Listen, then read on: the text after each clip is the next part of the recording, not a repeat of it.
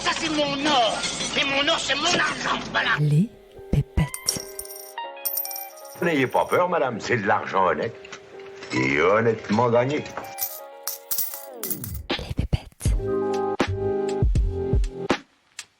Bienvenue sur Les Pépettes, le podcast qui réconcilie sens et argent. Je m'appelle Aude Guyenne et je suis entrepreneuse sociale. Je constate qu'il y a souvent une dissonance entre argent et sens. Comme si ça sonnait faux de générer de l'argent en exerçant une activité qui nous passionne et en ayant un impact positif sur la société.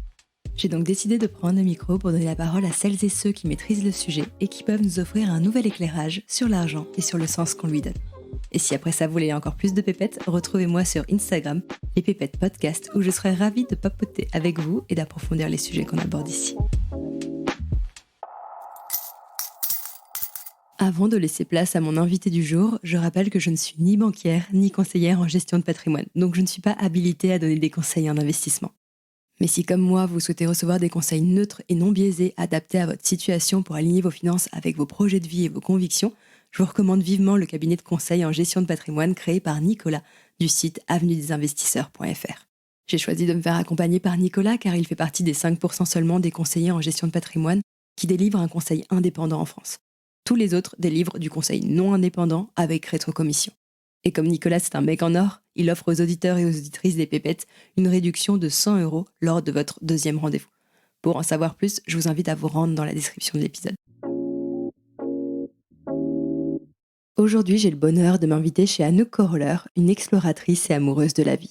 Anouk vit au Pays Basque, elle est prof de surf et de yoga et elle organise régulièrement des stages et des retraites pour aider les personnes qu'elle accompagne à mieux naviguer leur océan intérieur. Pendant longtemps, Anouk a refoulé qui elle était pour rentrer dans le moule et répondre aux attentes de la société. Jusqu'au jour où des problèmes de santé la rattrapent et l'amènent à prendre une toute autre direction. Après avoir vécu pendant 5 ans en Australie, Anouk rentre en France pour créer à l'âge de 25 ans une activité autour de ses passions pour le surf, le yoga et le développement personnel.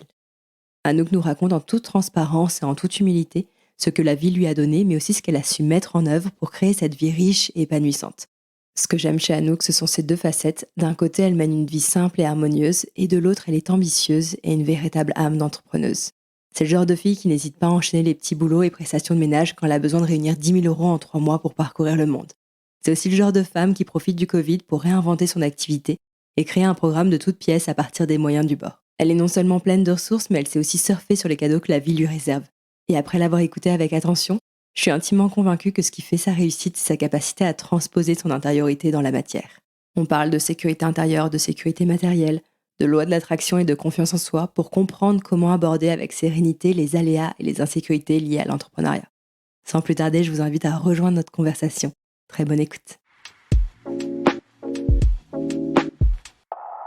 Salut Anouk. Coucou Aude. Merci de m'accueillir chez toi à Guétari. Avec grand plaisir. Je suis ravie d'être là. C'est la première fois que j'ai l'impression de m'immiscer dans l'intimité d'une de mes invitées. Pour la petite histoire, c'était assez drôle la façon dont j'ai découvert ton compte parce que je revenais d'un stage de surf UCPA que j'avais fait à Lacanau. Et là, je poste un réel de moi en train de surfer. Donc, c'était pas glorieux. C'était un réel du type Expectations versus Reality. Ah, je crois que je l'ai vu. Tu l'as vu? Et j'ai adoré, ouais. T'as adoré la première partie ou la deuxième partie de moi en train de... La sincérité. De galérer sur ma planche. Et donc, je poste ce réel et tout de suite après, Instagram me pousse ton réel où on te voit surfer sur une vague tout en dansant sur ta planche, comme si Instagram se moquait de moi-même. Il est dur, Instagram. Et je me dis, mais qui est cette meuf de laquelle Instagram m'incite à me comparer? Donc, je vais voir ton compte, alors que je ne te suivais pas du tout. Je vais voir ton compte et là, je vois toutes ces photos de surf, de yoga. Et la première question qui me vient à l'esprit, c'est mais comment on en arrive à avoir cette vie-là? Comment on arrive à consacrer toutes ces journées au surf et au yoga?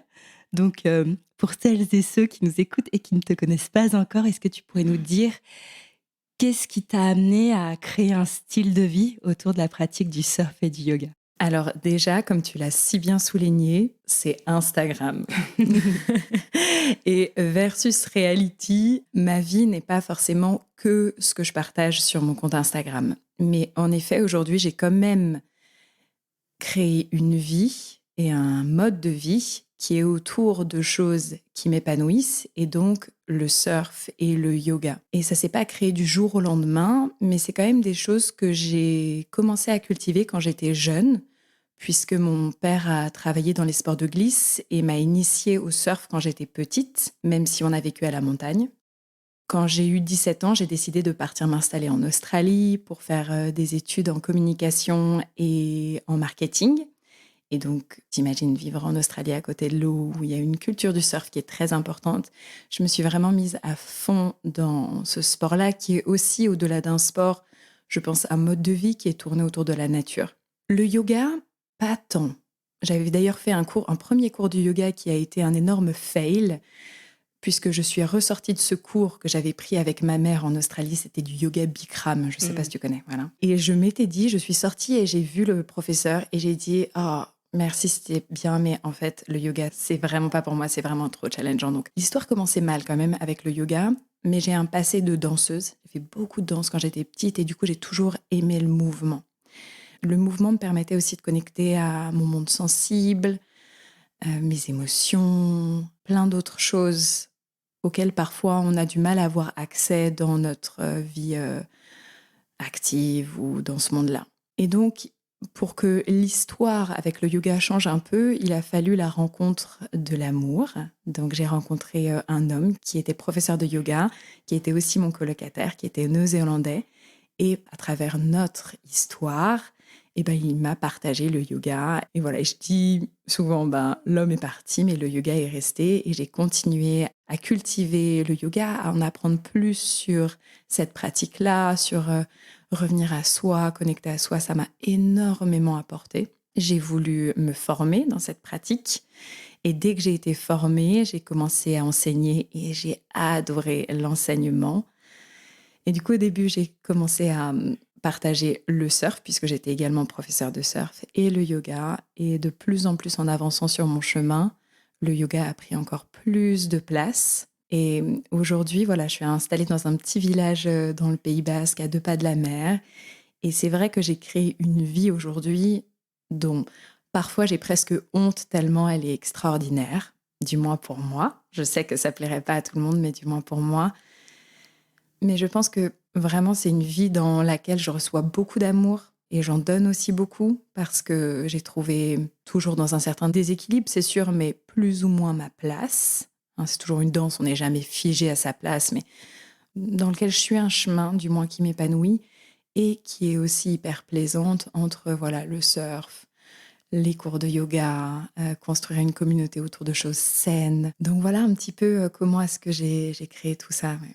Si la petite Anouk, la Anouk enfant, voyait ta vie aujourd'hui, qu'est-ce qu'elle se dirait? Est-ce que tu te souviens à quoi tu aspirais quand tu étais petite et est-ce que la vie que tu as correspond à l'enfant que tu étais?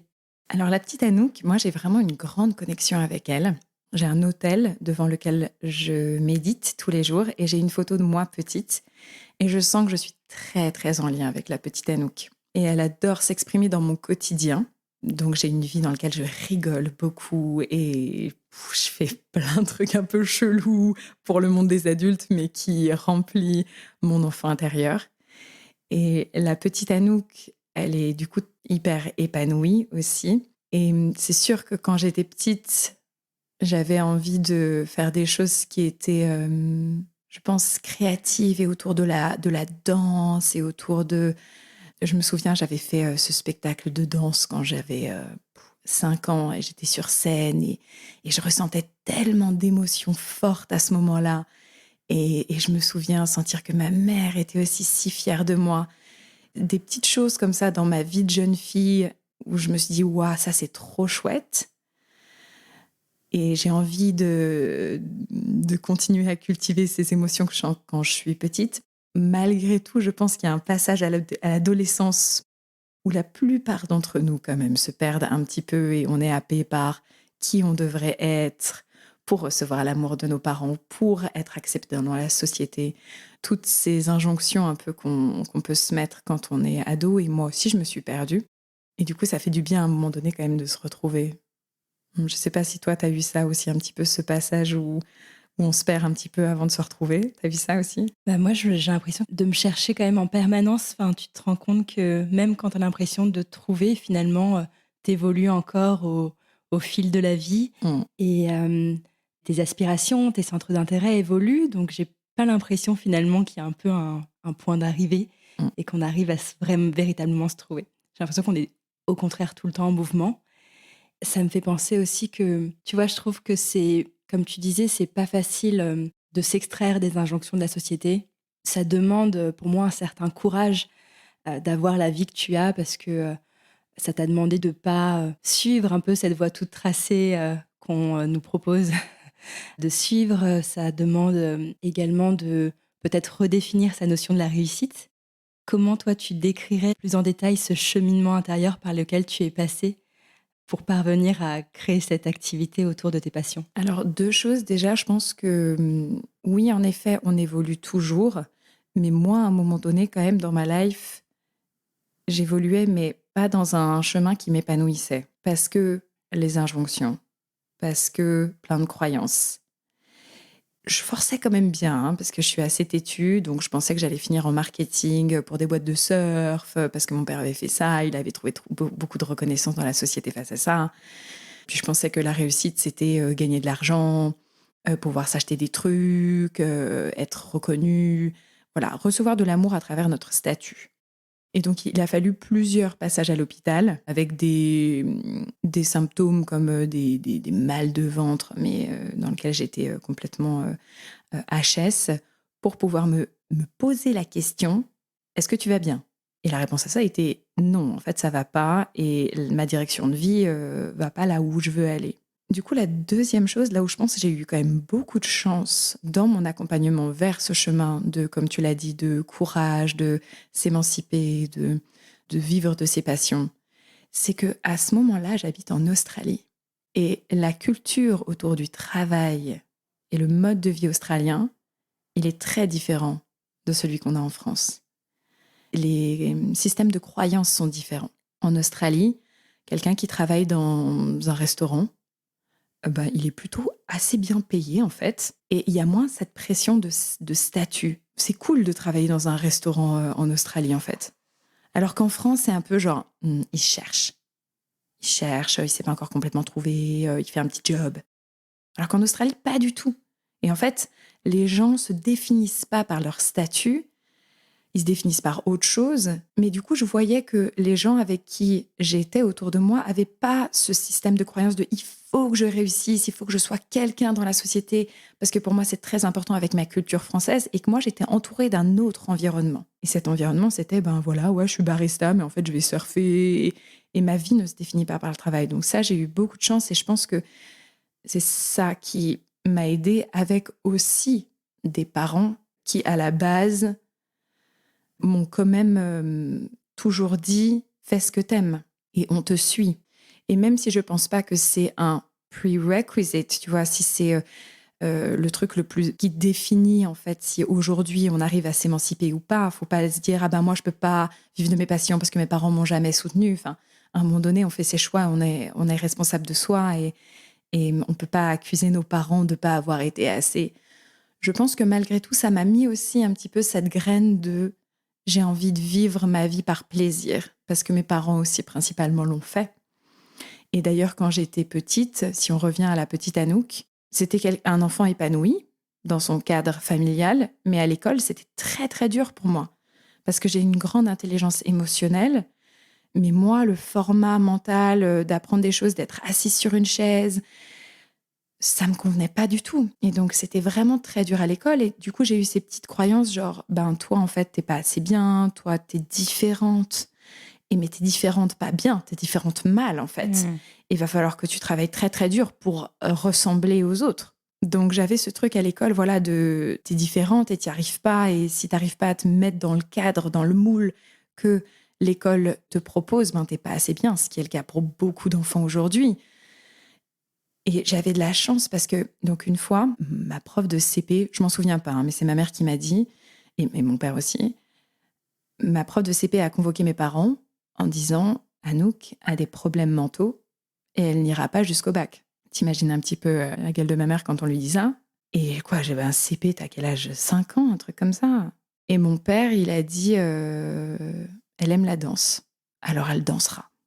Ouais, je trouve que c'est quand même un super cadeau qu'on peut ouvrir à son enfant, de dire, en fait, surtout en France, le monde de l'artisterie, de la danse, tout ça, c'est tellement dévalorisé. Et on se dit, c'est pas la réussite, c'est pas artiste, c'est pas un métier. Et lui, il a dit ça. Et je pense que même si je l'ai pas entendu de mes oreilles étant enfant, je l'ai senti. Donc, si vous êtes parent, voilà, c'est des petites choses aussi auxquelles il faut qu'on fasse attention, parce que même si on se dit non, moi j'ai pas ces croyances-là, on a grandi dans une société dans laquelle ces croyances elles étaient fortes, donc forcément on a été un petit peu influencé. Et pourtant, tu as fait un master, c'est ça, en marketing?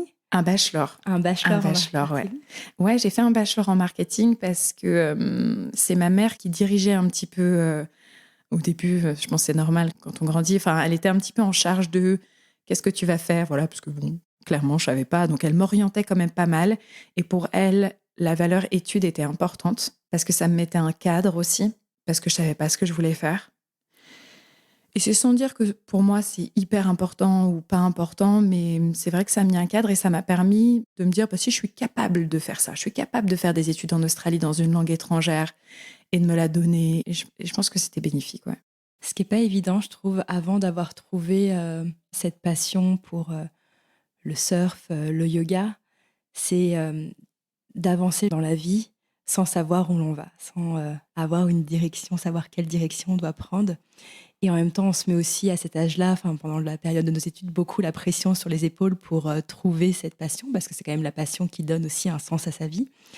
Et tant qu'on l'a pas trouvé, on est un peu dans ce flou artistique. Et en même temps, je me demande, mais est-ce que tout le monde a au fond de soi une passion? Est-ce qu'on est tous censés trouver ce qu'on a au fond de nous? Est-ce qu'on a vraiment tous cette passion que tu décris? Alors, je pense que le mot passion, il doit être vraiment bien défini, parce qu'une passion, on a l'impression que c'est une chose. Moi, je suis passionnée de surf, je suis passionnée de yoga, je suis passionnée de développement personnel. Et je pense que ça, c'est une façon de le voir, mais je pense que ça peut nous perdre dans notre questionnement aussi, parce que du coup, on est vachement projeté sur ce qui est un peu à l'extérieur de nous, au lieu de revenir à, déjà, la passion, c'est une émotion qu'on ressent. Et moi, je peux être passionnée de tout. Je peux être passionnée du café que j'ai bu ce matin et de regarder le soleil se lever. Donc, la passion, c'est une émotion. Je suis trop d'accord avec toi. Ça fait hyper flipper toute cette pression qu'on a quand on fait nos études de « Ah, il faut que je trouve un truc, en fait ». Et moi, je me souviens quand j'ai fini mon bachelor en communication, donc je viens de dire que j'allais souvent à l'hôpital parce que j'avais vraiment ces symptômes physiques, que mon corps essayait de communiquer de il y a un truc qui va pas, t'es pas en train de prendre la bonne direction. Et à la fois, c'était inconfortable, mais en fait, c'était un vrai cadeau parce que ça m'a permis de regarder à l'intérieur de moi. Et la première chose déjà que je me suis dit, avant de me dire c'est quoi ma passion, il faut que je trouve une passion, je prends un carnet, j'écris ma passion, c'est ça, c'est figé, ça y est, j'ai trouvé une passion. Non, ça marche pas comme ça.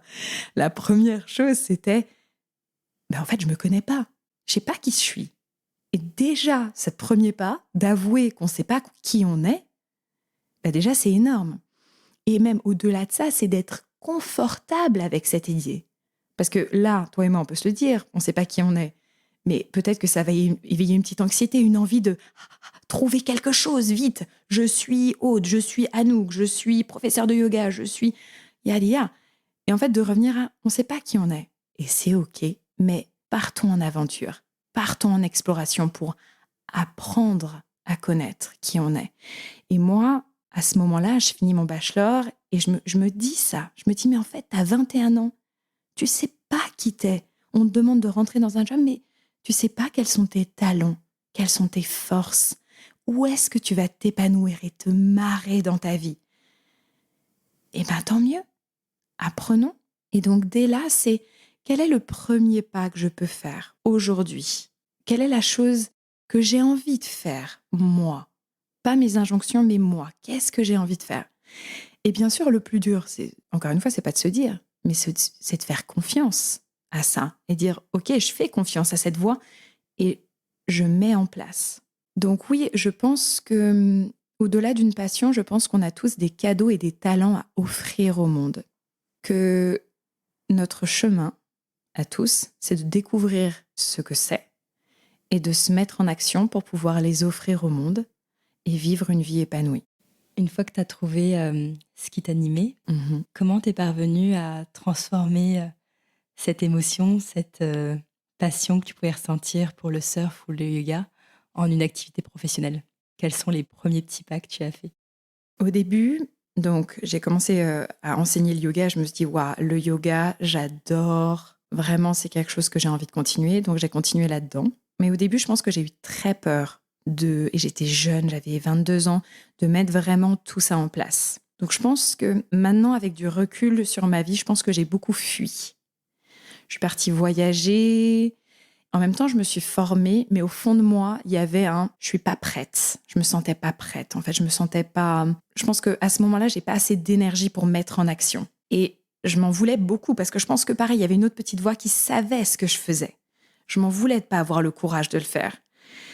Et une fois, ma mère m'a dit, je lui ai dit oui, mais en fait, j'agis par peur. Et elle m'a dit mais c'est ok. Donc, je pense que c'est aussi OK de se dire, enfin, s'il y a quelqu'un qui m'écoute et qui est là, je me sens pas. Je pense qu'il faut se détendre et se dire, c'est OK de quand même prendre son temps dans son processus et qu'on est tous à notre propre timing. Donc, au début, j'étais un petit peu dans cette. Je veux pas mettre ça en place tout de suite, mais du coup, je me suis formée, je me suis aussi nourrie. Ça m'a apporté d'autres choses. Et puis, voilà, un petit peu de confiance en moi aussi. Et après ces grands voyages dans lesquels je me suis formée autour du monde, je suis revenue m'installer à Bordeaux. Et à Bordeaux, on m'a offert un job en yoga, donc je l'ai pris. Et donc là, j'ai commencé à enseigner dans un studio. Le studio grandissait, c'était chouette. Je commençais à créer une communauté. À côté, je commençais à écrire beaucoup sur les réseaux sociaux parce que j'aime beaucoup écrire, j'aime beaucoup communiquer. Donc, à travers tous ces processus, j'apprends à me connaître aussi et à m'écouter. Ah, j'ai envie d'écrire ce post. Je le fais, je fais confiance. Je fais confiance à ce que j'aime sur le moment, même si c'est un petit peu flou pour le moment. Et arrive un moment où voilà, le studio marche, mes cours de yoga marchent, et là, il y a eu un petit déclic. Donc ça se fait un peu par déclic. Il se passe quelque chose, tu nourris, puis après, hop, il se passe un pas.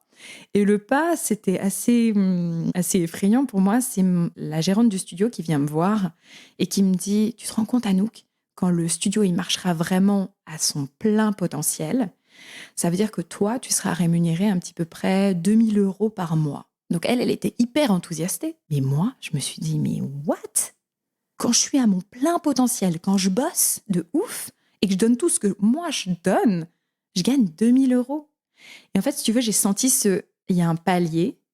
Et c'était aussi parce que je bossais pour quelqu'un d'autre. Et ça allait un petit peu dicter moi combien je faisais. Et au fond de moi, je me suis dit, c'est mort. C'est pas possible. On prend pas de cette direction. Et on fait autre chose. Et donc, ça a été un déclic. Je me suis formée en coach. J'ai commencé à écrire beaucoup plus sur mon blog, beaucoup plus sur Internet, et à vraiment créer cette communauté sur Internet en me disant, maintenant, je veux vraiment avoir mon activité à côté et pas être juste sur un studio de yoga, mais je vais avoir plusieurs activités qui me permettent d'avoir plus de liberté financière. Et donc, c'est comme ça que j'ai commencé un petit peu cette aventure en ligne, d'abord avec du coaching individuel, puis du coaching de groupe. À côté, je faisais des retraites. Mais à ce moment-là, si tu veux, j'ai pris mon indépendance financière et j'ai commencé à créer beaucoup plus en ligne. Et c'est quand même ce qui me ramène aujourd'hui le plus de mes revenus, ma présence en ligne. Donc voilà, un petit peu par petit déclic.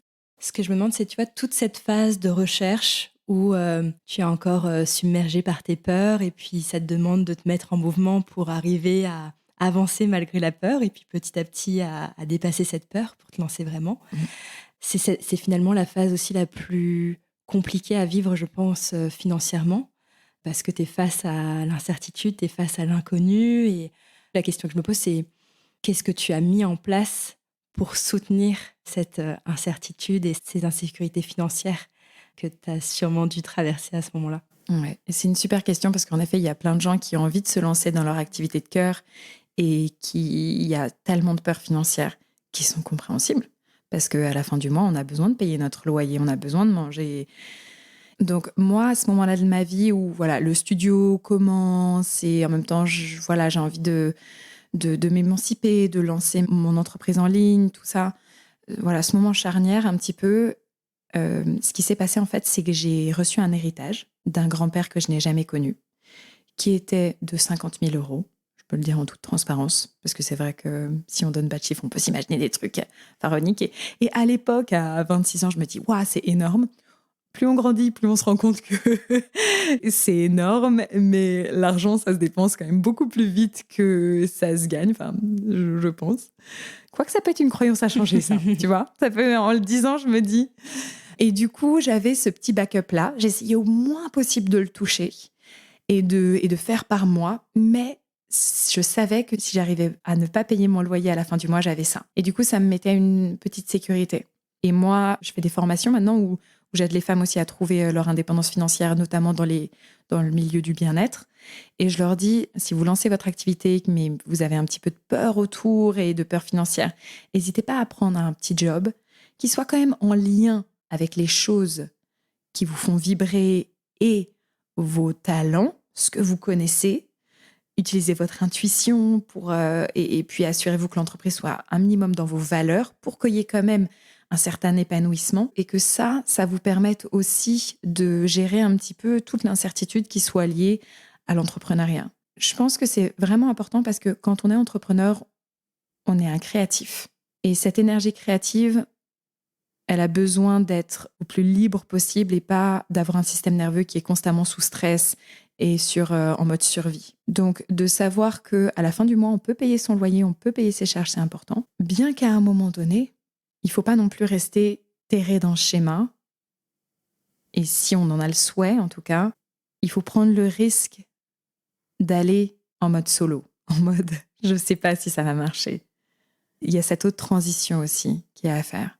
Mais ça se fait avec le temps et en gardant son objectif bien en tête de « ok, j'ai ça, c'est à côté, mais je sais où je vais quand même ». Qu'est-ce que tu aurais fait si tu n'avais pas reçu cet héritage ? Déjà, il faut savoir que dans mes voyages, je te disais que je fuyais un petit peu, que j'ai beaucoup voyagé, que j'ai fait des formations, j'avais pas cet héritage.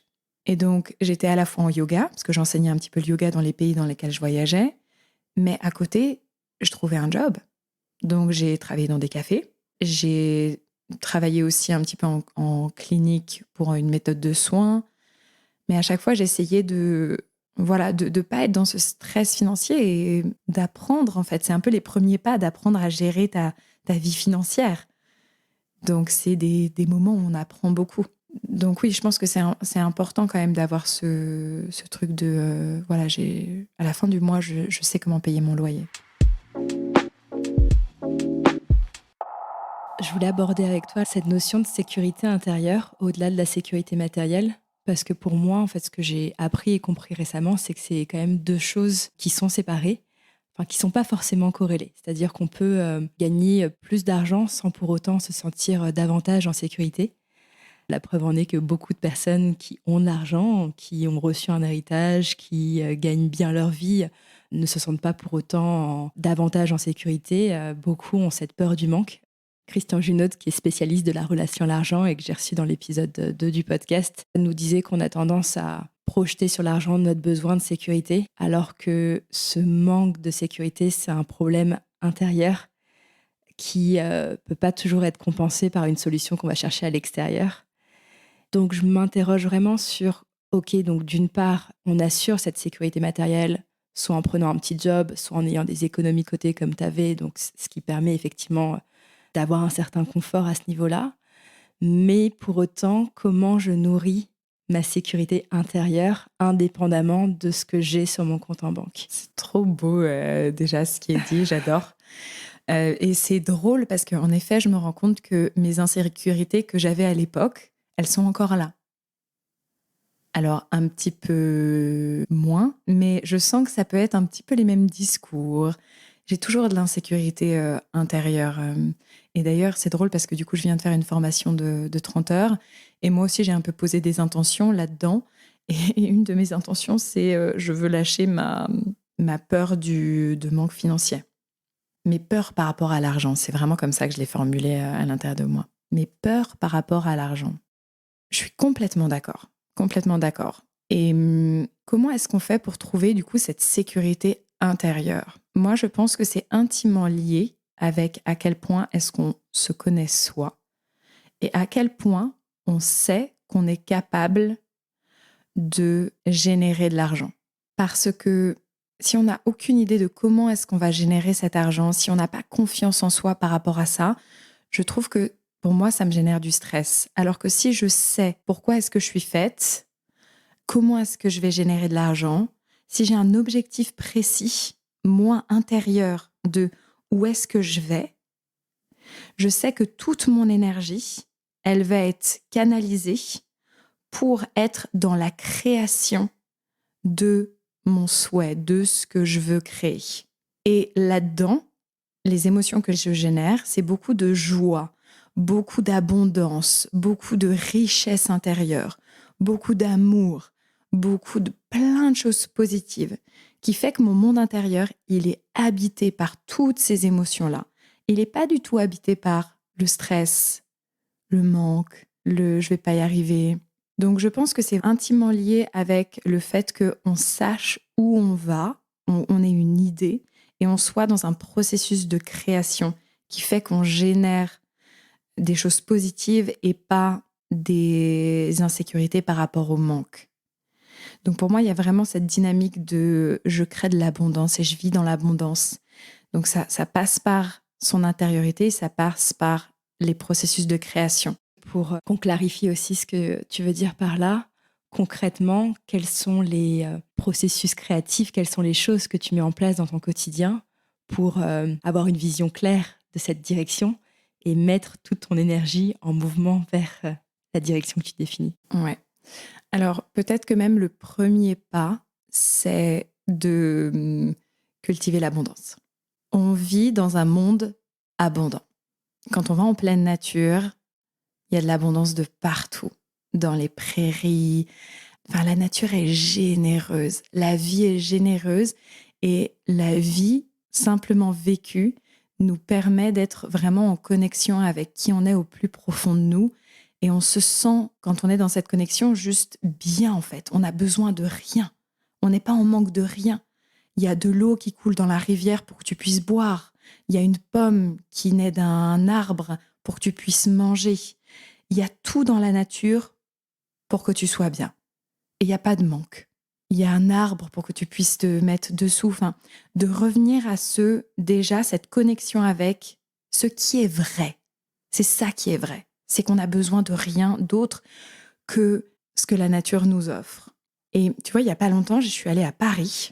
Et le truc qui me choque le plus quand je suis à Paris, c'est de voir combien il y a de gens qui sont déconnectés de l'abondance de la vie, de la beauté de la vie. Combien de gens sont en déconnexion de ça. Je me dis, mais quel dommage que tu aies oublié à quel point la nature te donne. Donc déjà, de partir de ça, de dire en fait, life has my back, la vie me soutient. Quand on a voyagé aussi, on fait de plus en plus l'expérience de ça, de je sais pas où est-ce que je vais dormir ce soir.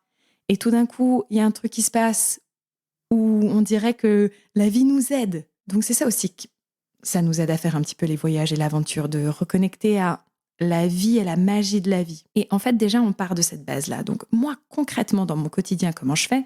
Parce que je suis pas toujours les pieds dans le ruisseau avec les coquelicots qui dansent autour de moi. C'est que déjà, je me mets en posture de méditation et je reconnecte à ça à travers dire merci pour tout ce que j'ai aujourd'hui. Et si les gens qui nous écoutent aujourd'hui, on est tous dans ce truc d'abondance. On a énormément d'abondance, on n'est pas en manque. Donc intérieurement, je suis pas dans l'insécurité. Je suis dans waouh, tout ce que j'ai. Et donc déjà, ça commence à créer quelque chose. Et de cette base-là, je peux partir dans mon processus créatif. Je peux partir dans qu'est-ce que j'ai envie d'apporter au monde, qu'est-ce que j'ai envie de donner au monde. Et c'est comme ça qu'on crée encore plus d'abondance, d'émotions positives et qu'on se détache de tout ce qui pourrait être insécurité, peur du manque. Et moi, à chaque fois, je pense à ma maman qui, pareil, a énormément d'insécurité financière alors qu'elle gagne très bien sa vie depuis très longtemps, mais qui est vraiment là-dedans et qui aujourd'hui, seulement à 63 ans, se dit « Ok, bon, là, on va dire qu'on a assez, je vais commencer à travailler sur moi. » Mais en fait, on peut commencer à travailler sur soi même quand on a, entre guillemets, pas assez, ce qui est encore une illusion. J'ai toujours l'impression que beaucoup de personnes, en fait, attendent de bien gagner leur vie, de même toucher du doigt le succès au sens où la société nous l'inculque, pour ensuite revenir à plus de simplicité et à plus de sérénité dans leur vie. Comme s'il fallait forcément atteindre les sommets pour ensuite revenir en arrière. L'illusion est très très forte. l'illusion de au sommet de la montagne, tout ira bien et tu seras heureux, épanoui, tu n'auras plus de peur. Elle est très très forte parce qu'on nous la vend très très bien depuis qu'on est enfant. Quand tu auras ça, tu seras aimé. Quand tu seras cette personne, tu seras respecté. Quand tu seras ceci. Donc, c'est constamment sur mon statut ou sur ce que je possède. Une fois que j'ai ça, voilà, t'es aimable. Avant, non. Et ça, on nous le vend très très bien depuis qu'on est petit. Donc forcément, ça crée des croyances intérieures qui font qu'on se perd. Et voilà, et c'est souvent quand on se perd qu'on se retrouve. Je pense que le mieux étant de se perdre le moins longtemps possible, mais je pense qu'on y passe tous un petit peu. Et en même temps, quand on t'écoute parler, on se dit, bon, Anouk, elle vit d'amour et d'eau fraîche, elle a un mode de vie très simple, très chill, très slow aussi, aligné avec ses valeurs. Donc, elle n'est pas du tout dans cette dynamique de croissance et de faire de l'argent. Pour avoir un peu gratté la surface, je me rends compte qu'il y a un peu une certaine forme de dualité entre ta volonté de vivre simplement et de te contenter de ce que tu as, et en même temps l'ambition que tu peux ressentir pour faire grossir ton business, pour gagner en visibilité, pour générer aussi plus de revenus. Comment tu te positionnes par rapport à ça ? T'es hyper bonne en analyse, hein, tu sais. C'est tellement vrai. Et les gens qui me connaissent de manière plus intime savent que pour moi, c'est un gros débat intérieur et que j'apprends à vraiment naviguer avec ces deux parts de moi. Parce qu'à la base, je les trouve en dualité, parce qu'elles sont aussi chargées de plein de croyances qu'on peut avoir. Et j'apprends à les rejoindre et à ce qu'elles travaillent ensemble. En effet, moi, j'aspire vraiment à un mode de vie qui soit simple. C'est la vie que j'ai envie de mener. Et à la fois, c'est vrai que j'ai envie de plus. J'ai envie de plus de confortabilité financière. Et j'ai envie d'avancer dans mon chemin en créant plus, en générant plus de communautés, en partageant plus.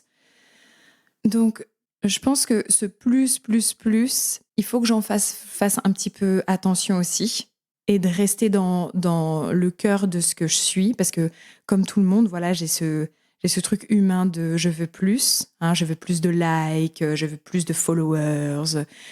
Et à la fois, revenir à mon cœur de qu'est-ce que moi j'ai envie de partager. Ces deux parties, elles travaillent aussi ensemble parce que j'ai envie de laisser une certaine trace sur le monde. J'ai envie de contribuer, j'ai envie d'apporter ce que j'ai à apporter dans ma vie.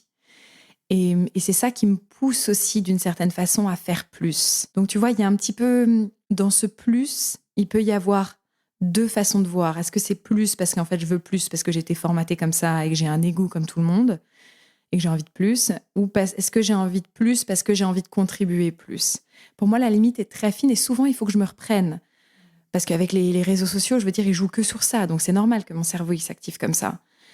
Mais voilà, je sais aussi que j'ai envie de contribuer davantage et j'espère que ce plus, il est au service de ma mission. Il est au service de... Franchement, j'ai peur de parler un peu trop comme une meuf spirituelle, mais j'ai envie de dire, il est au service de ma lumière intérieure et du fait que les gens, quand ils sont en contact avec moi, ce que je vis, ce que je partage, ça leur fasse du bien et ils se disent genre, waouh, il y a quelque chose de fort, il y a quelque chose qui me reconnecte à moi. Est-ce que tu te mets une limite ou pour toi, ce plus peut être infini ? Non, ce plus peut être infini.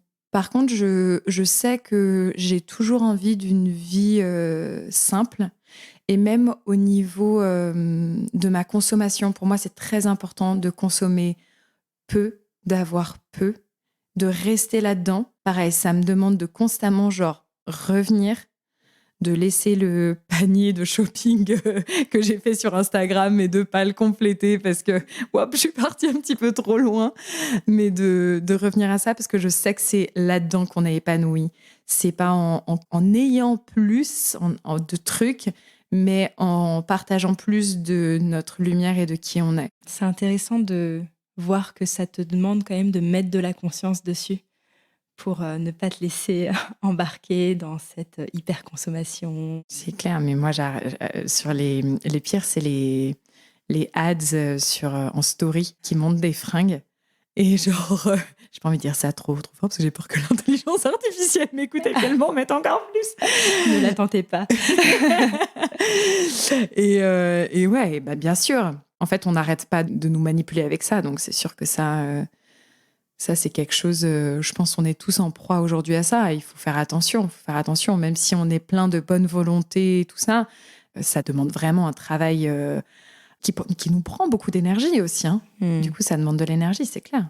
Tu mentionnais les réseaux sociaux. Et moi, une autre ambivalence que j'ai notée, c'est que tu utilises donc les réseaux sociaux et en particulier Instagram pour communiquer sur tes offres, pour gagner en visibilité, pour attirer à toi des clients. La question que je me pose, c'est quand les valeurs qu'on souhaite véhiculer à travers son activité sont des valeurs liées à la spiritualité, à la reconnexion à soi, aux autres et à la nature, est-ce que l'usage des réseaux sociaux ne t'éloigne pas de ce que tu cherches à transmettre et à nourrir dans ton quotidien ? Comment tu gères cette ambivalence entre la superficialité des réseaux sociaux et la profondeur du message que tu as envie de te transmettre ? Oui, c'est sûr que c'est un peu dur. Surtout dernièrement, j'ai eu beaucoup de questionnements par rapport à ça. Parce que c'est vrai que Instagram et le téléphone et tout ça, ça reste un moyen de communication qui est quand même relativement déconnecté de la nature. Et du coup, l'utiliser sur tous les réseaux sociaux, où en plus, il y a plein de choses négatives sur les réseaux sociaux qui nous embarquent dans des mauvais systèmes de pensée qui ne sont pas bénéfiques pour nous. C'est vrai que voilà, ce truc, je le ressens vachement. Surtout dernièrement, du coup, je me suis un petit peu perdue. Je me disais, mais est-ce que vraiment tu utilises ça ? Enfin, puis pour dire quoi ? Et je me suis un petit peu perdue même dans qui j'étais presque, et mon message, et ce que je fais. Et j'avais vraiment un besoin de sens, un besoin profond de sens. Donc, ça a mis un petit peu de chemin, mais déjà, je me suis dit, en fait, tous les questionnements là, qui te prennent toute la journée, où tu te dis, mais si tu postes ça, mais s'il y a quelqu'un qui le voit à l'autre bout du monde et qui est dans le besoin, qu'est-ce qu'il va rire, il va se dire, non, mais l'autre, elle a tout. Et voilà, je commençais tous ces questionnements, je me disais, en fait, ils ne sont pas constructifs.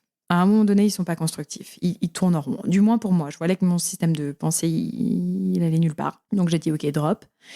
Et maintenant, je me suis concentrée sur le positif de Instagram et tout ce que ça m'avait apporté. Et c'est un moyen de communication qui est quand même extraordinaire, pour plein de raisons. J'ai appris plein de choses sur comment vivre des relations épanouies grâce à un mec qui habite en Californie, ou comment avoir une alimentation plus en lien avec qui je suis grâce à une meuf en Nouvelle-Zélande. Donc ça nous apporte énormément de choses, et je me suis dit, moi aussi j'ai envie d'utiliser ce moyen de communication au profit, encore une fois, c'est ce que je viens de dire en fait, de ma lumière. Donc finalement, tu vois, je réalise aussi dans notre conversation que ça soit les réseaux sociaux ou l'argent, il faut que ça soit un moyen au profit de ce que j'ai à partager. Donc c'est comme ça que je m'y retrouve un petit peu. Ouais. Mais concrètement, tu vois, moi quand je suis dans un endroit fantastique ou quand je fais une activité, tout de suite, à partir du moment où je me projette sur le fait d'en faire un post ou une story, c'est là où ça me coupe de l'instant présent. Et donc, du coup, c'est quelque chose à laquelle j'arrive pas à adhérer parce que je me dis quel est l'intérêt de me couper de ce moment-là pour ensuite le repartager sur mon compte. Et donc, je me demande, toi, comment tu gères ces moments-là où tu as envie de partager à ta communauté des choses que tu vis et en même temps, le fait même d'y penser et de le faire te coupe justement de la beauté du moment. Je pense que c'est une conversation qu'on a avec soi en se disant, est-ce que ça, j'ai envie de le partager ? Parce que le fait de le partager, certes, ça te coupe pendant un moment, mais le fait de vouloir partager, ça peut aussi t'apporter plein de belles émotions autres. Puis il peut y avoir un processus créatif aussi autour de filmer quelque chose et puis vouloir en faire quelque chose et vouloir, encore une fois, le partager. Moi, j'aime bien ce processus créatif de dire, je vais prendre ça en photo, je vais prendre ça, et après, je vais faire un petit montage. Et voilà, c'est un peu une conversation avec soi pour voir qu'est-ce qui est OK, qu'est-ce qui l'est pas. Mais il y a des moments où je me dis, où je mets des limites intérieures et je dis, ce moment-là, oui, tu vas avoir envie de le partager, mais en fait, non. Celui-là, tu vas le garder, il sera vraiment juste pour toi et tu vas en profiter pleinement. Comme je suis formatée un petit peu pareil à Instagram, souvent j'ai la petite pensée de « Ah, ça serait bien en story ». On a dit qu'on restait dans le moment présent. Et puis, moins on le fait, plus on n'a plus cette petite pensée-là. Donc, c'est un peu une conversation avec soi-même pour savoir, je pense, où sont nos limites et ce qu'on a envie de faire et ce qu'on n'a pas envie de faire aussi sur l'instant. Quand tu valorises aussi autant l'instant présent, la liberté, le fait de jouir de la vie, comment tu trouves ton équilibre entre vivre pleinement le moment présent et construire pour l'avenir? Moi, c'est un questionnement que j'ai eu pendant longtemps parce que j'ai l'impression que quand on a cette philosophie de vie, de profiter chaque jour comme si c'était le dernier, moi, ça m'a empêché parfois de me projeter dans l'avenir, de me fixer des objectifs. Et j'ai eu l'impression que paradoxalement, ça pouvait me faire passer à côté de ma vie. Alors que je voulais justement en jouir pleinement, le fait d'être dans cette dynamique me coupait de choses que je pouvais construire pour la suite. Alors, il y a plein de choses dans ta question pour moi. Je pense que vraiment le premier point qui est important pour moi, c'est le fait de méditer. Le fait de méditer, il va me ramener constamment au moment présent.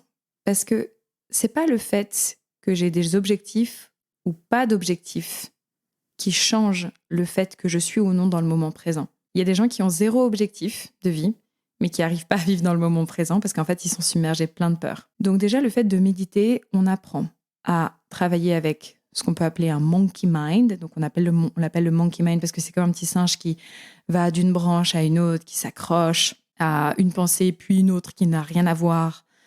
On apprend à ne pas l'écouter et à revenir donc à sa respiration pour vivre dans le moment présent. Et donc ça, pour moi, c'est un travail en soi. Et après, une fois que j'ai ça, bien sûr que j'ai des objectifs. Parce que j'ai envie de croissance. Peut-être qu'on revient aussi à cette conversation de croissance, tu vois, mais j'ai envie de croissance. J'ai envie d'apprendre à me connaître, de créer, voilà, tout ce que j'ai pu évoquer. Donc, je vais avoir des objectifs. Et ces objectifs, ils vont pas me couper du moment présent. Je vais les avoir en tête. Je sais où je vais. Je sais ce que j'ai à faire aujourd'hui. Je sais ce que j'ai à faire demain. Et quand je les fais, je suis au plus possible présente dans le chemin vers lequel je vais. Donc, je profite du chemin. Je me fais kiffer sur le chemin. Parce qu'au final, on réalise que quand on arrive à l'objectif, c'est bien. Mais en fait, ça doit être tout aussi bien que le micro-pas qui a été avant. Certes, à la fin, peut-être qu'on célèbre parce qu'on a fait tous ces pas.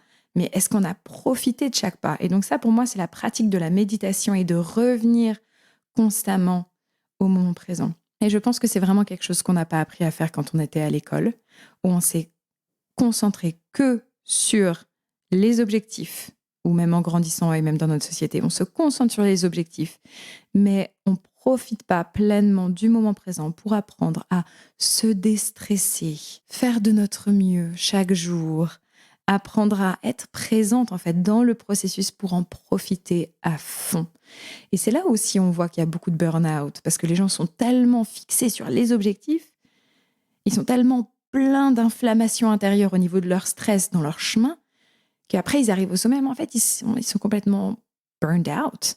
Donc pour moi c'est hyper important d'avoir des objectifs et vouloir de la croissance parce que ça nous permet de rayonner plus dans ce qu'on fait à travers nos talents, mais de rester connecté au moment présent et de profiter du chemin. Qu'est-ce qui t'aide, toi, à fixer tes objectifs? Comment tu travailles concrètement sur la définition de tes objectifs? J'essaye au plus possible de me challenger. Mes objectifs, ils doivent être, pour moi, du coup, en dehors de ma zone de confort. Plus ils sont en dehors de ma zone de confort, plus je vais avoir ces petites voix qui vont me dire « Mais c'est impossible, mais faire ça en tant de temps où t'es pas capable. Toi, t'es pas assez bien. Toi, t'as pas assez ça. » Donc vraiment, j'entends toutes ces petites voix. Et du coup, peut-être ce que j'ai pu faire par le passé et ce que j'ai sûrement tendance à faire encore. D'ailleurs, en le disant, je me rends compte que j'ai tendance à le faire vraiment. Mais c'est d'écouter ces voix et du coup de me dire « Oh bon, je vais descendre un peu mon objectif du coup, puisque je suis pas capable, puisque je viens de m'écouter. » Donc déjà, fixer son objectif, c'est important de repousser ces petites voix dans nos têtes qui pourraient nous dire qu'on n'est pas capable de le faire. Et après, de définir vraiment au plus précisément qu'est-ce que c'est. Au plus précisément possible. Donc, combien de personnes est-ce qu'il va y avoir sur mon training? De ressentir toute l'énergie des personnes qui vont être sur mon training, de les voir, de les visualiser, de vraiment ressentir au plus pleinement cet objectif.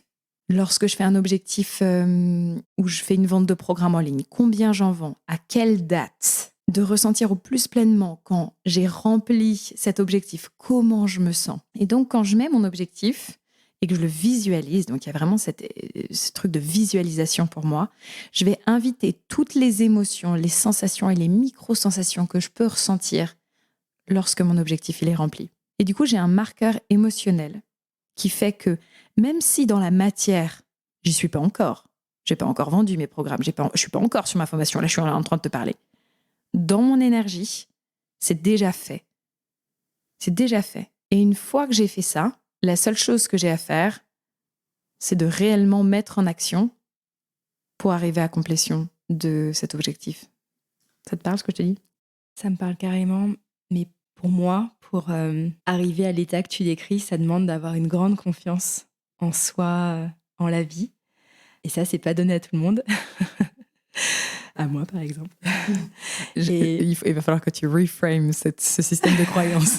C'est donné à toi et tu es en chemin. Et par exemple, tu vois, ton modèle d'affaires, pour moi, est quand même relativement risqué par rapport à, je pense notamment aux retraites. Quand tu fais une retraite, tu proposes une retraite, il faut que tu, en général, avances des fonds pour réserver un lieu, booker un traiteur, booker les intervenants. Enfin, ça nécessite quand même une prise de risque financière qui est généralement plus importante que si tu as un business uniquement en ligne, où là, tu n'as aucune art à verser, aucune avance d'argent à faire. Je te dis ça parce que j'en parlais justement avec un ami entrepreneur qui organise là une retraite de jeunes, qui a dû verser 10 000 € d'art pour réserver un lieu, un château magnifique au milieu de la nature. Il a booké un chef étoilé pour cette semaine et il lance là son offre, 0 vente. Donc, c'est que le début. Et bien sûr, je trouve ça très beau de t'écouter, de te dire je mets toute mon énergie, mes émotions dans la direction, ça va fonctionner, j'ai confiance. Mais tu vis ce genre d'événement. Comment tu fais pour maintenir la confiance, l'énergie que tu décris ? Comment tu restes sereine financièrement quand les résultats ne sont pas encore visibles ? Déjà, au niveau de la confiance, parlons de la confiance. La confiance, elle se construit petit à petit en prenant des risques. Globalement, personne sur Terre n'a confiance en lui jusqu'à ce qu'il se dise « je vais essayer d'avoir confiance en moi » et qu'il se mette en mouvement pour cultiver ça. Donc, si on revient un petit peu sur mon parcours, tu te souviens, je t'ai dit qu'à un moment donné, la nana qui m'embauchait m'a dit si tu as ton plus grand potentiel, en gros, tu gagnes 2 000 €. Là, j'ai dit non, c'est mort. Je commence à créer, et ça pour moi, c'était vraiment important. Et je pense que si vous êtes dans pour ton ami là, par exemple, de créer une communauté. Pour moi, c'est à travers les réseaux sociaux, mais aussi à travers les studios de yoga. Ça, pour moi, ma communauté, c'est hyper important. Je crée cette communauté. Donc, à l'époque, je partage beaucoup sur les réseaux sociaux, j'ai un blog, j'ai une newsletter, et je construis comme ça ma communauté. Puis, arrive le Covid. Et là, plus de studio de yoga, plus de retraite que je voulais organiser. Donc, heureusement, ils ont été cool, ils m'ont fait en avoir. Mais arrive le Covid. Et donc là, je me suis dit, je vais commencer à faire du en ligne. Je vais commencer à faire un programme en ligne. Et pour moi, j'avais toujours eu envie de commencer des programmes en ligne, mais je m'étais dit, c'est pas le moment, j'ai pas le matos, il faut que j'ai un lieu, j'ai pas la belle caméra qui va bien, enfin bon, bref. Je me disais que j'étais pas encore assez prête et j'avais pas ce qu'il fallait. Et j'aime beaucoup cette phrase d'Orelsan. Si tu veux faire des films, t'as juste besoin d'un truc qui filme. Dire j'ai pas de matos ou pas de contact, c'est un truc de victime. Et c'est tellement vrai. Du coup, à ce moment-là, j'avais quoi ? Mon iPhone 7, un petit peu tout pourrave, un hall d'immeuble avec, il faut passer la main devant la lumière pour qu'elle reste allumée, sinon elle s'éteint. Et je me dis, je fais un programme d'ici. À l'époque, je l'ai vendu, je crois, 35 €. Il y avait 5 vidéos. Et j'en ai vendu 50. Un truc comme ça. Bon, pour moi, c'était énorme.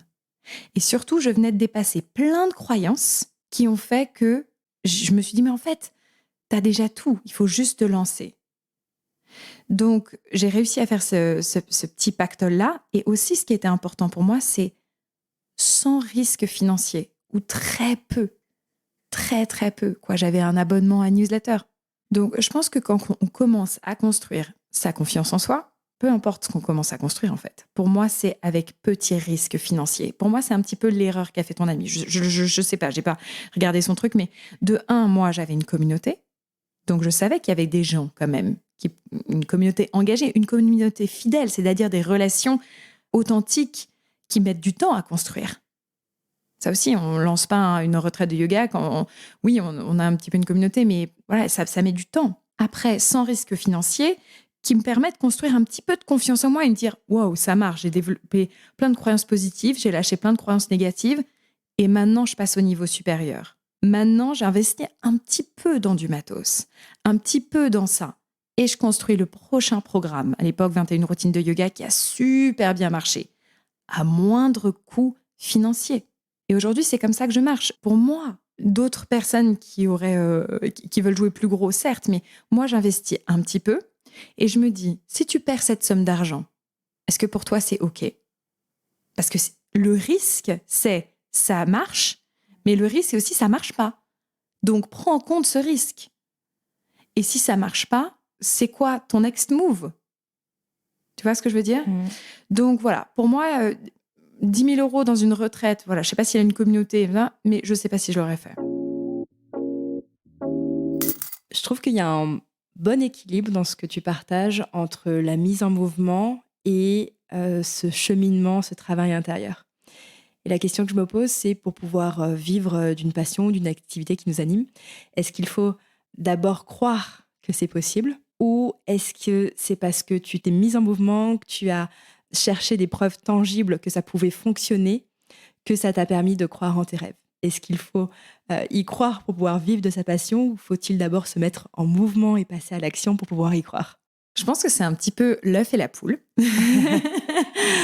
Mais je serais quand même plus tentée de répondre que... Non, pour moi, c'est vraiment l'œuf et la poule, parce que plus je reviens sur des événements de ma vie, plus je me dis, oui, mais t'y croyais, oui, mais c'est...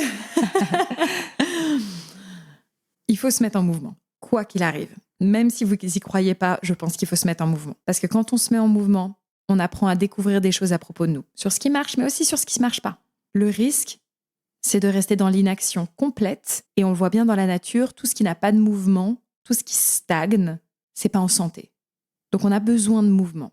En se mettant en mouvement, on se découvre. Maintenant, pour un objectif précis que j'ai envie de manifester, puisque je parle aussi beaucoup de concepts, voilà, de manifester, voilà, ce concept de loi de l'attraction, il faut que j'y croie.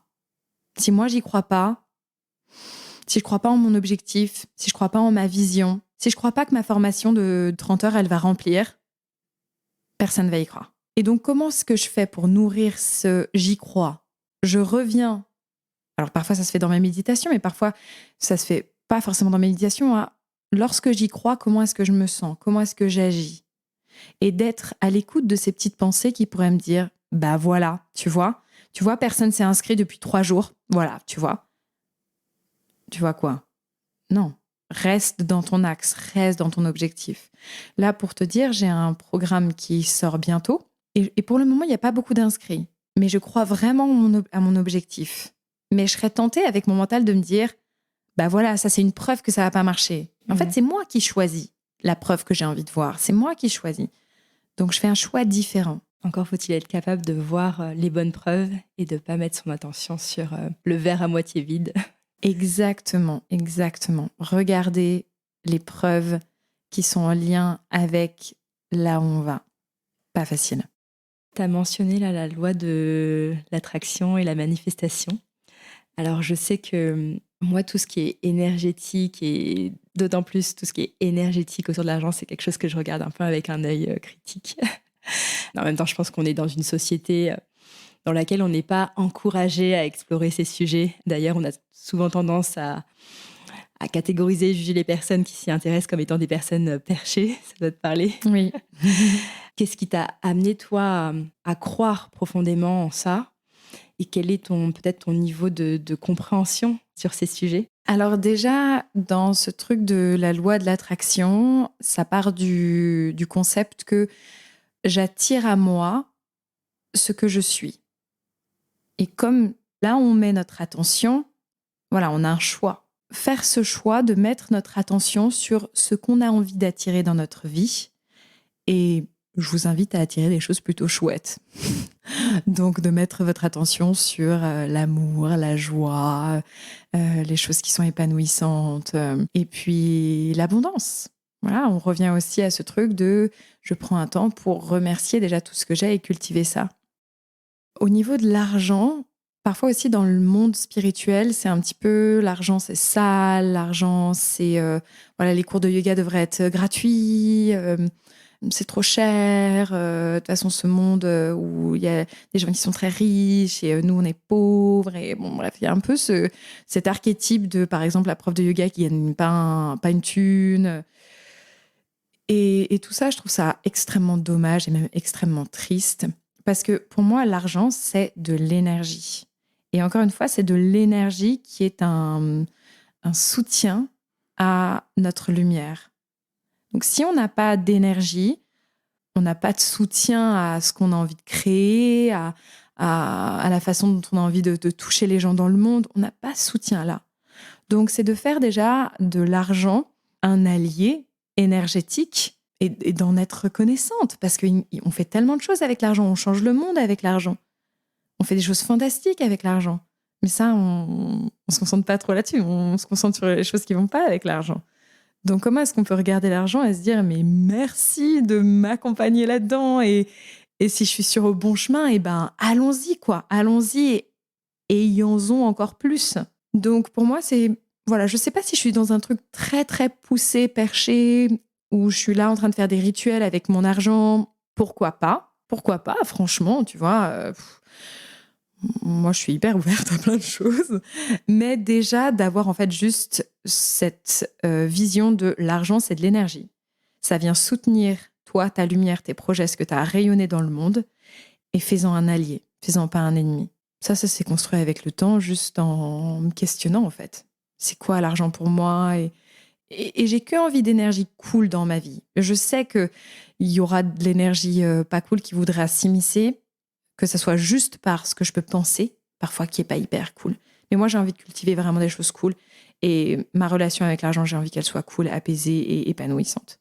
En parlant d'argent et de passion, pour avoir échangé avec certaines personnes qui ont une passion, par exemple une passion, prenons la musique, elles me disaient, tu vois, qu'elles n'avaient pas envie de faire pour autant de leur passion un métier, pour 2 raisons notamment. La première, bon, on l'a déjà dit, mais c'est que beaucoup partagent cette croyance qui va être difficile, voire même impossible, de générer suffisamment de revenus à partir d'une activité passion. Et la deuxième raison, c'est que elles ont peur qu'à partir du moment où elles monétisent cette activité, ce ne soit plus une passion, parce qu'elles se retrouvent à faire ça plus par contrainte que par réelle envie ou plaisir. Et donc je me suis demandé, est-ce que l'argent, le fait de monétiser une activité, une passion, ça biaise notre rapport à cette activité et ça altère la passion qu'on peut ressentir pour cette activité? Comment toi, tu l'as vécu? Je pense qu'il y a beaucoup de gens qui disent ça et parce qu'en fait, derrière, il y a beaucoup de peur et de manque de confiance en soi. Parfois, quand les gens me disent ça, je suis un peu en mode bullshit. Genre, en fait, t'essayes de me dire de la merde, mais c'est pas grave. Mais c'est pas la vérité la plus profonde dans laquelle tu pourrais aller, mais c'est OK. Vraiment, moi, de mon expérience, par exemple, là, je viens de faire un 30 heures de formation. En fait, c'était hyper important qu'il y ait cette valeur monétaire. Déjà, pour les filles qui ont mis leur argent dedans parce que ça va leur permettre de, elles aussi, s'engager pleinement dans leur processus. Lorsqu'on met de l'argent, on met un engagement énergétique. Et du coup, on est beaucoup plus réceptif parce qu'on s'engage. Et puis pour moi, si je ne reçois pas d'argent, je peux le faire 1 fois, 2 fois, mais en fait, après, je m'épuise. Donc, à un moment donné, oui, ça a beau être ma passion, en fait, je suis fatiguée. J'ai besoin de payer mon loyer, donc il va falloir que je fasse quelque chose pour ça. Donc, monétiser sa passion, c'est hyper important si on veut être épanoui. Et apprendre à le faire et être bien entouré aussi de personnes qui nous disent « tu vaux tant » et nous, de ne pas nous dévaloriser avec ces petites voix qui pourraient nous dire « ça c'est trop pour toi, ça t'es pas capable, ça t'es... » Pour moi, c'est hyper important de se monétiser et je pense pas du tout que la passion, elle retombe. Au contraire, elle prend encore plus feu. J'ai qu'une hâte, c'est d'un prochain 30 heures. Est-ce que tu as toujours eu ce regard sur l'argent? Non. J'ai eu tellement de peur par rapport à l'argent. Je cultivais pas l'abondance et j'étais dans un état complet de stress. Non, bien sûr que non. En fait, le truc qui m'a beaucoup aidée à régler un petit peu tout ça pour moi, ça a été de considérer l'argent comme une personne à part entière et de lui écrire une lettre. Et en fait, je me suis rendu compte que j'étais vraiment dans cette relation de « je te veux », mais en fait, tu me veux pas. Et je te veux tellement fort. Un peu quand dans ces relations dans lesquelles tu as trop envie de voir la personne, et toi, tu es là, j'ai trop envie de voir la personne, mais la personne, elle est là, genre... Et du coup, d'écrire cette lettre à l'argent, de me rendre compte de croyances que je pouvais avoir, comme « je mérite pas » ou « je te veux, mais en même temps, j'ai pas du tout envie de m'exposer. J'ai pas envie du tout d'aller dans mon plein potentiel. Donc, je t'attends, je suis là, tu vois. Viens me chercher, mais en même temps, j'y vais pas vraiment. » Et de me rendre compte de toutes ces dynamiques que je pouvais avoir qui me gardaient coupée d'une super relation avec l'argent. Donc non, ça n'a pas du tout été le cas pour moi d'avoir une relation épanouie avec l'argent. Ça s'est fait avec le temps, avec la mindfulness, d'être consciente de ce que je pensais, de mes pensées, de mes croyances, pour tisser un lien plus sympa. Je pense que beaucoup d'entre nous n'ont pas une relation épanouie avec l'argent. Et quand on n'a pas une relation épanouie avec quelqu'un, ça peut mettre du temps à se remettre en lien, à pardonner. Il y a des gens qui sont furax contre l'argent, parce que l'argent, ça détruit aussi le monde. Et du coup, ils sont hyper en colère. Je comprends à fond. Donc, comment est-ce qu'on peut en fait commencer à recréer une relation avec l'argent qui nous porte, nous élève et change le monde ? Combien de temps ça a pris ce travail intérieur ? Est-ce que tu as vu une corrélation entre ce travail intérieur et puis les résultats, entre guillemets, dans la matière ? Oui, c'est sûr. Ouais. Plus moi, je m'affirme dans le monde, plus l'argent entre avec moi en bonne relation. Avant, il était un petit peu là, genre, tu fais pas ton job, en fait. Tu fais pas ton job, tu bosses dans un café, tu rayonnes pas assez, donc rayonne et je vais être là pour te soutenir. Donc forcément, ça vient vraiment en relation avec mon état intérieur, moi, qui je suis dans le monde, comment je rayonne, et avec le travail que je fais intérieurement pour aussi me laisser être soutenue par l'argent. Et c'est clair. Combien de temps ça a mis avant que tu puisses vivre confortablement de ton activité ? Je dirais que vraiment, le Covid, on va dire que j'ai lancé mon activité, j'avais 26 ans et le Covid est apparu, j'avais 29 ans. Donc à partir de 3 ans, quand j'ai commencé le en ligne, là, je suis passée au niveau où j'ai pu baisser mes épaules. Et le soir, je m'endormais plus en me disant genre... Tu vois ? Parce qu'au début, forcément, t'as un petit peu ça. C'est beaucoup de risques. Et petit à petit, le facteur risque, il se fait remplir par plus de confiance en toi, plus d'argent, forcément, qui fait que ton système nerveux, il est un peu plus détendu quand même. Donc, je dirais 3 ans, ouais. Bon, une dernière question que je pose à tous mes invités. Quelle est, selon toi, ta plus grande source de richesse ? Qu'est-ce qui, chez toi, vaut tout l'or du monde ? L'amour des gens. L'amour des gens, alors je pense à mes proches, ces relations proches vraiment, ça. Et puis ma communauté. J'adore les gens qui viennent à mes cours, mais aussi les gens qui habitent dans cette communauté dans le Pays Basque. Créer des relations avec les gens et des relations profondes sur le long terme, je dirais, qui est quelque chose qui est extraordinaire et je pense qui est tellement difficile et sous-valorisé dans notre société dans laquelle on zappe beaucoup et on va pas dans les profondeurs avec les gens et de se dire les relations c'est pas parfait mais ouais elle est un peu relou, ouais il est un peu relou, ouais elle me fait chier en ce moment mais en fait je l'aime et je continue et je suis là et ça pour moi ça vaut tout l'or du monde. Et toi, tu t'as déjà répondu à cette question en podcast ? Non, j'ai jamais répondu à cette question. Qu'est-ce qui chez moi vaut tout l'or du monde ? Je pense que au-delà de l'amour et de la relation qui peuvent être effectivement la réponse un peu obvious, mais je pense que intérieurement, ce que j'aime cultiver, ce qui me nourrit, c'est la capacité à me poser des questions. Et c'est pour ça que j'aime autant cette activité autour du podcast, parce que je trouve que cette capacité-là permet justement d'ouvrir ton regard sur le monde et sur les autres, et de nourrir aussi le lien à l'autre, à la nature. Ouais, je pense qu'aujourd'hui, c'est ma plus grande source de richesse. Trop beau. J'adore. Merci de m'avoir posé la question. Mais oui. Tu vois, j'avais même jamais osé me poser cette question. Elle est chouette. C'est super parce que c'est aussi remettre en perspective c'est quoi notre plus grande richesse. Ouais. En fait, c'est pas l'argent. Et je viens de lire les 5 plus grands regrets des mourants. Et les plus grands regrets sont tous liés à vraiment cette profondeur de vie qu'on peut avoir avec nos relations ou avec la relation avec soi-même. Mais par un moment, il y a j'aurais aimé avoir plus d'argent ou avoir possédé plus de ça ou avoir une grande maison. En fait, on s'en fout en fin de vie. Donc, je pense que notre focus, il doit rester sur les gens. Et j'avais juste envie de te souhaiter à toi et à tous ceux qui nous écoutent aussi beaucoup, beaucoup d'abondance, d'amour, de richesse, de nous laisser au plus possible la capacité de briller parce que je pense que le monde en a besoin. Et de te remercier pour ton courage de faire ce podcast parce que je pense que ça doit te demander du courage aussi et de la confiance en toi et on voit que tu l'as construit. Donc vraiment merci pour ce que tu fais et merci de t'être déplacée jusque dans mon petit appartement. Merci Anouk, ça me touche.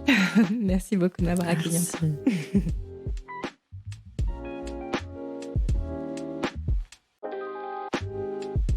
Je serais curieuse de connaître l'émotion avec laquelle vous repartez de cet entretien. Est-ce que ça vous a inspiré, questionné, dérangé ? Je vous pose la question parce qu'en préparant cette interview, je me suis rendu compte à quel point je suis déconnectée du monde de l'invisible et de la spiritualité. Et cette rencontre avec Anouk m'a donné envie de m'intéresser davantage à ces sujets et de faire ce travail intérieur pour aborder la vie avec plus de confiance et de sérénité. J'ai trouvé cette femme particulièrement rayonnante et envoûtante. J'ai eu l'impression de m'être laissée bercer par sa lumière tout au long de notre échange. Alors si les mots d'Anouk vous ont aussi touché, n'hésitez pas à le lui dire sur son compte Instagram Anouk Coroller. Je vous ai mis dans la description de l'épisode toutes les informations dont vous avez besoin pour la suivre et connaître ses offres de stage, retraite et formation. On se retrouve mardi dans 2 semaines et d'ici là, je vous souhaite de remettre du sens dans vos finances.